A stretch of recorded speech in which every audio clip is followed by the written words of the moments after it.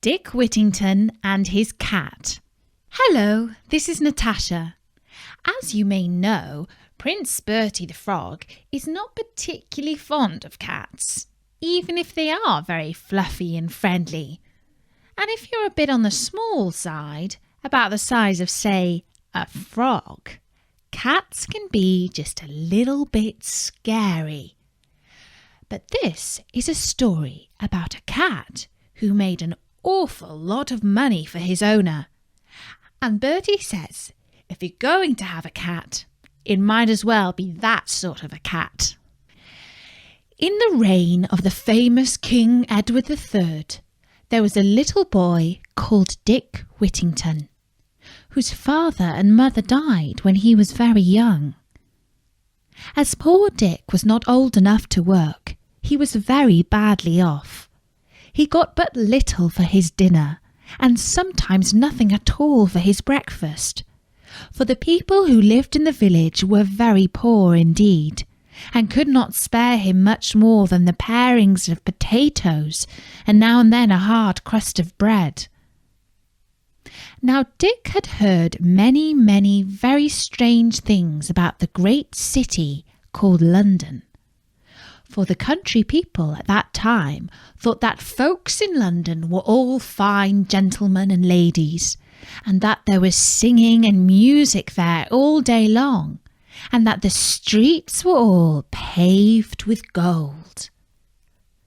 One day, a large wagon and 8 horses, all with bells at their heads, drove through the village while Dick was standing by the signpost. He thought that this wagon must be going to the fine town of London. So he took courage and asked the driver to let him travel with him. And so they set off together.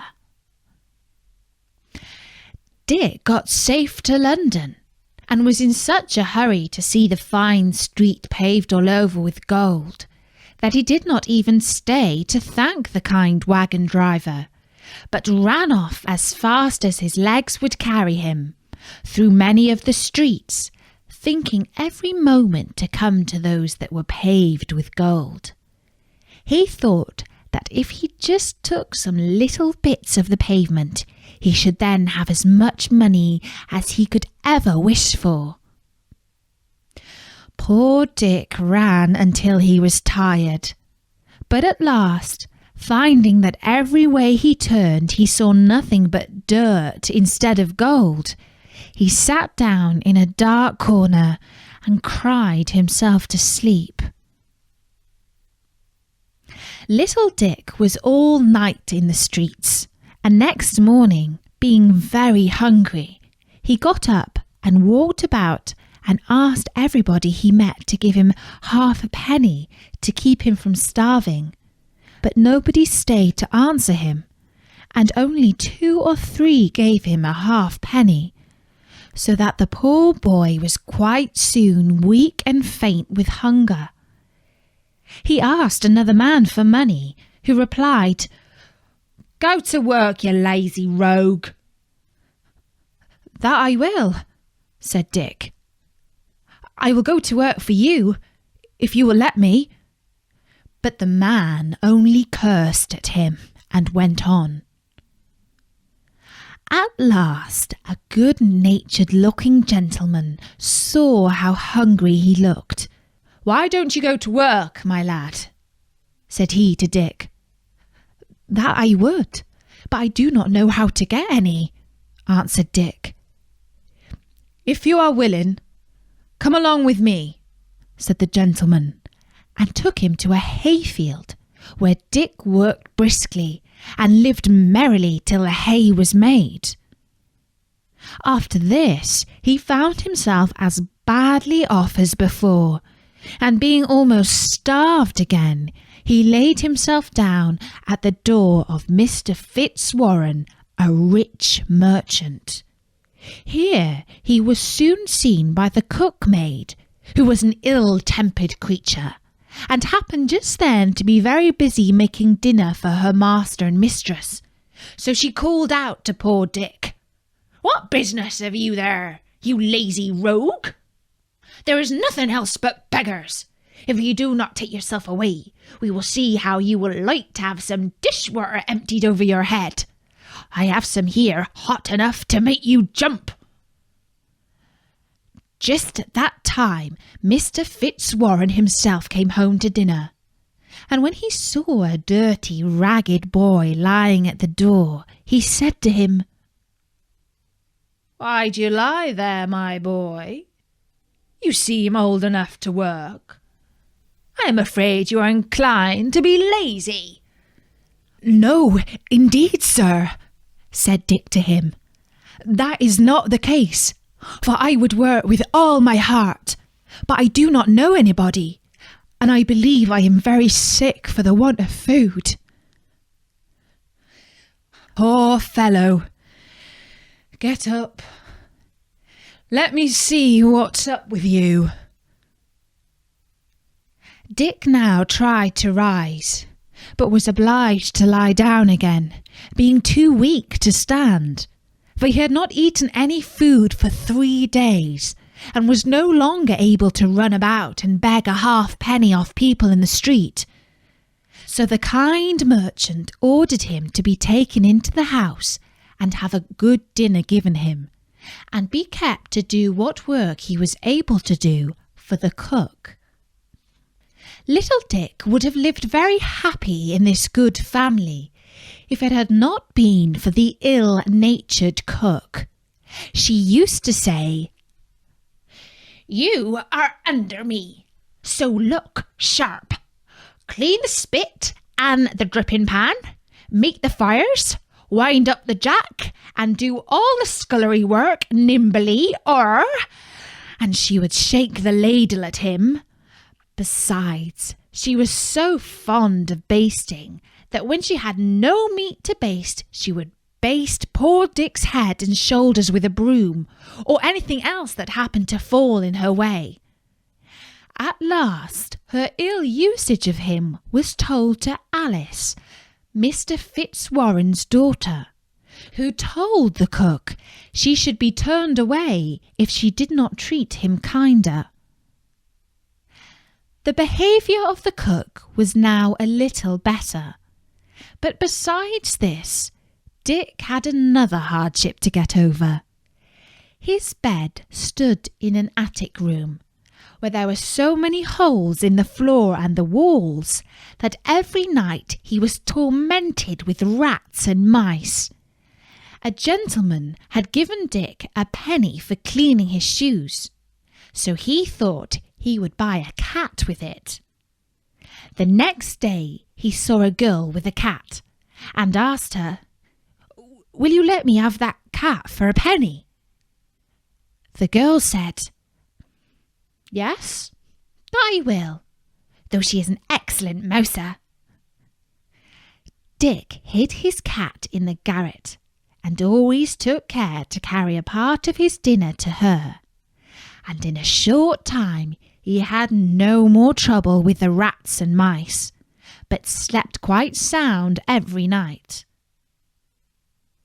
Soon after this, his master had a ship ready to sail, and as it was the custom that all his servants should have some chance for good fortune as well as himself, he called them all into the parlour and asked them what they would send out with him for trade overseas. They all had something that they were willing to trade, except poor Dick, who had neither money nor goods, and therefore could send nothing. For this reason he did not come into the parlour with the rest, but Miss Alice guessed what was the matter, and ordered him to be called in. She then said, "I will lay down some money for him, from my own purse."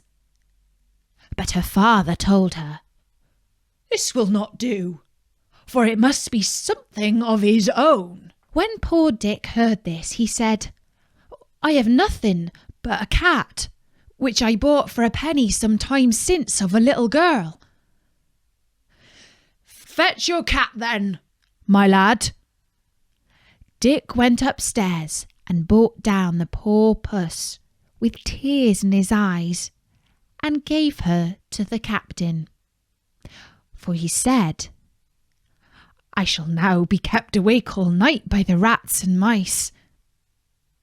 All the company laughed at Dick's odd trade, and Miss Alice, who felt pity for him, gave him some money to buy another cat.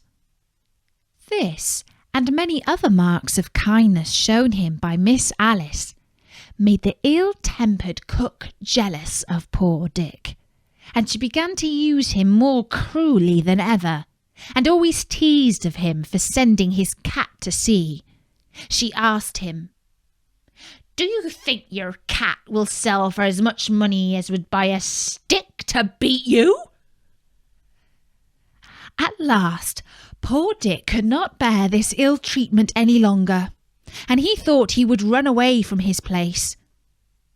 So he packed up a few of his things and started very early in the morning, on All Hallows Day, the 1st of November. He walked as far as Holloway, and there sat down on a stone, which to this day is called Whittington Stone, and began to think to himself which road he should take. While he was thinking what he should do, the bells of Bow Church, which at that time were only 6, began to ring, and at their sound they seemed to say to him, "Turn again, Whittington, thrice Lord Mayor of London." "Lord Mayor of London," said he to himself. "Why, to be sure, I would put up with almost anything now to be Lord Mayor of London and ride in a fine coach when I grow to be a man. Well, I will go back and think nothing of smacking and scolding of the old cook if I am to be Lord Mayor of London at last." Dick went back and was lucky enough to get into the house and set about his work before the old cook came downstairs. We must now follow Miss Puss to the coast of Africa. The ship with the cat on board was a long time at sea, and was at last driven by the winds on a part of the coast of Barbary, where the only people were the Moors, unknown to the English. The people came in great numbers to see the sailors, and treated them civilly, and when they became better acquainted, were very eager to buy the fine things that the ship was loaded with. The king of the country summoned the captain to the palace. The king and queen were seated at the upper end of the room, and a number of dishes were brought in for dinner. They had not sat long when a vast number of rats and mice rushed in, and devoured all the meat in an instant. The captain wondered at this, and asked if these rats and mice were not unpleasant. "Oh, yes," said they, "very offensive," and the king would give half his treasure to be freed of them, for they not only destroy his dinner, as you see, but they run over him in his chamber, and even in his bed, so that he is obliged to be watched while he is sleeping for fear of them. The captain jumped for joy. He remembered poor Whittington and his cat, and told the king he had a creature on board the ship that would deal with all these rats and mice immediately. The king jumped so high at the joy which the news gave him that his turban dropped off his head. "Bring this creature to me," says he. "Rats are dreadful in a court, and if she will do what you say, I will load your ship with gold and jewels in exchange for her." "Run, run," said the queen. "I am impatient to see the dear creature." Away went the captain to his ship, while another dinner was got ready, He put Puss under his arm and arrived at the palace just in time to see the table full of rats. When the cat saw them, she did not wait for his bidding, but jumped out of the captain's arms and in a few minutes laid almost all the rats and mice dead at her feet. The rest of them, in their fright, scampered away to their holes. The king was quite delighted to get rid so easily of such plagues, and the queen desired that the creature who had done them so great a kindness might be brought to her, that she might look at her. Upon which the captain called, "Pussy, pussy, pussy," and she came to him. He then presented her to the queen, who started back and was afraid to touch a creature who had made such a havoc among the rats and mice. However, when the captain stroked the cat and called, "Pussy, pussy," the queen also touched her and cried, "Putty, putty." He then put her down on the queen's lap, where she purred and played with Her Majesty's hand, and then purred herself to sleep. The king, having seen the exploits of Miss Puss, and being informed that her kittens would stock the whole country and keep it free from rats, bargained with the captain for the whole ship's cargo, and then gave him 10 times as much for the cat as all the rest amounted to. The captain then took leave of the royal party and set sail with a fair wind for England, and after a happy voyage arrived safe in London.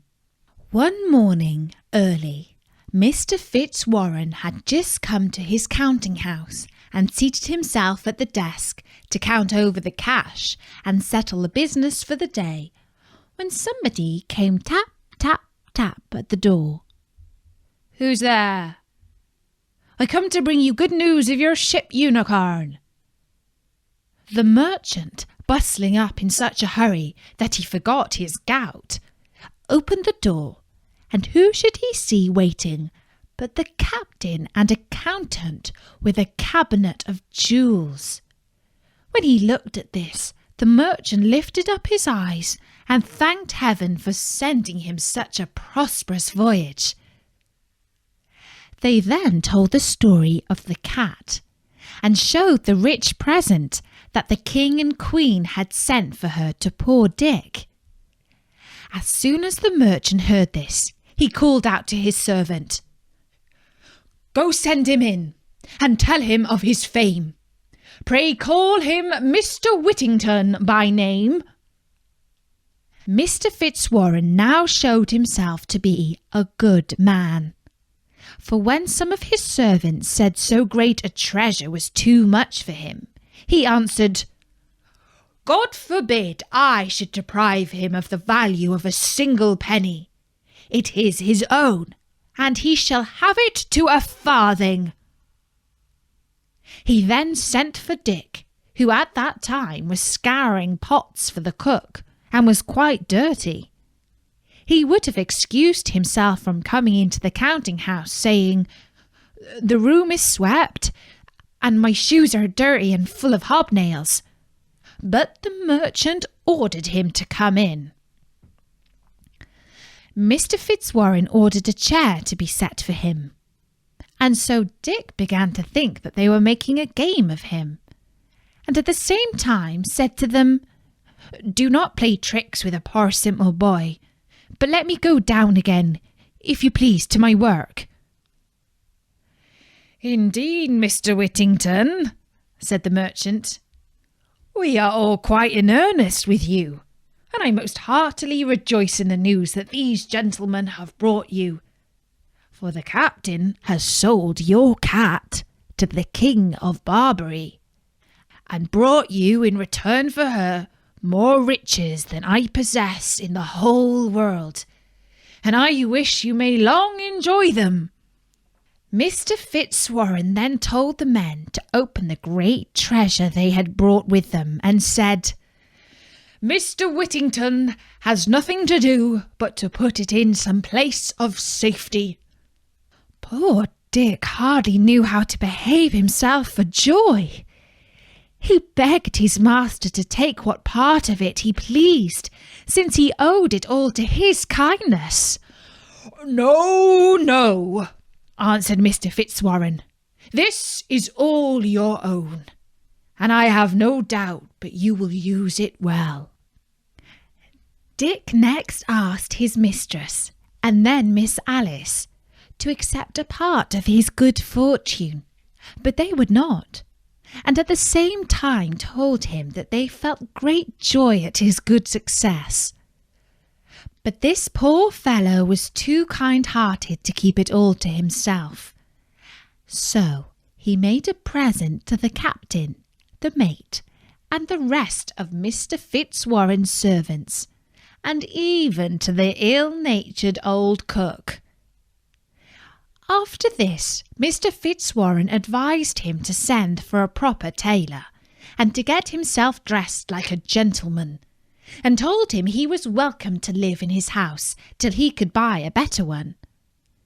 When Whittington's face was washed, his hair curled, his hat cocked, and he was dressed in a nice suit of clothes, he was as handsome and genteel as any young man who visited at Mr. Fitzwarren's, so that Miss Alice, who had once been so kind to him and thought of him with pity, now looked upon him as fit to be her sweetheart, and the more so, no doubt, because Whittington was now always thinking what he could do to oblige her, and making her the prettiest presents that could ever be.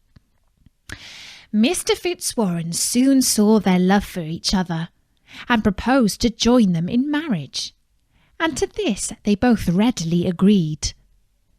A day for the wedding was soon fixed, and they were attended to church by the Lord Mayor, the Court of Aldermen, the sheriffs, and a great number of the richest merchants in London, whom they afterwards treated with a very rich feast. History tells us that Mr. Whittington and his lady lived in great splendour and were very happy. They had several children. He became Sheriff of London, thrice Lord Mayor, and received the honour of knighthood by Henry V. And that was the story of Dick Whittington and his very lovable and prosperous cat. And I'll be back soon with another story. So until next time, from me, Natasha, bye-bye.